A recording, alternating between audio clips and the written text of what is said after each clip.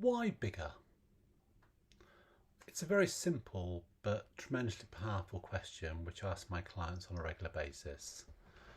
And the reason I ask it is because I think all too often leaders, companies get hooked on this need to grow for growth's sake. So this automatic default response when people ask them what their ambitions are for next year, a lot of the time we automatically talk about percentage growth.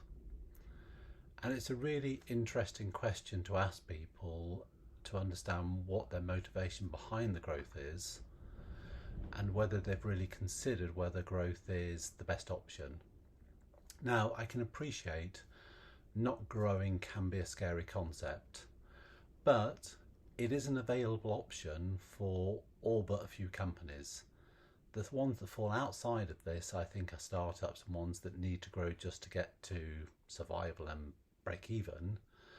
But for an adolescent stage company that's been around for a while, there is a strategic choice to make every year about whether it's a good time to actually focus on getting better for a year and embracing a plateau where you focus internally on improving systems, people, processes, or whether you've got the capacity to carry on growing.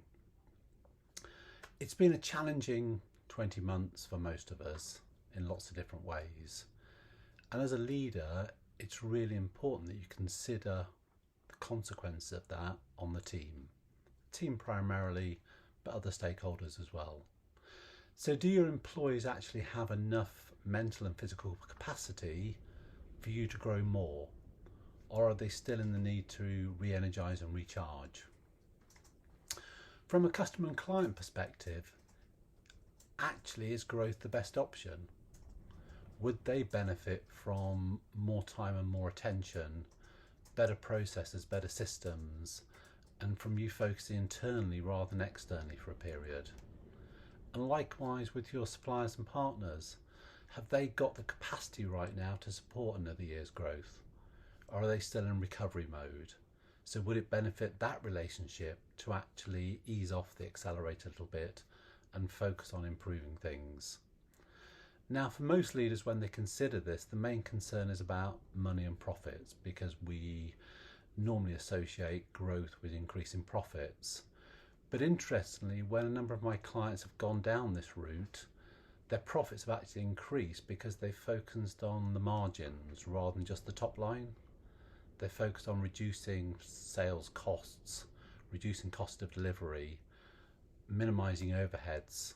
So a lot of the time we can actually improve profits without growing because we focus on the margins. And the final consideration is yourself. You know, we often as leaders put other people's needs above our own, but actually what do you need next year? Is this a good time for you to actually grow as a leader?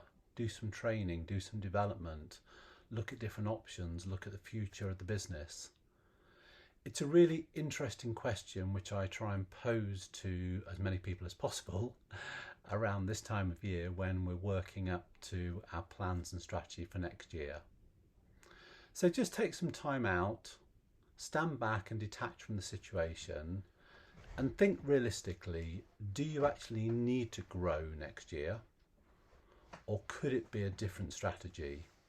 Could 2022 be the year you go better before bigger, so that in future years you've got a better foundations, you've got better relationships in place for that future growth? If any of this resonates with you, and if you'd like to have a sounding board to discuss this further, please message me below and I'm happily jump on a call and talk to you all about it. Thanks for listening.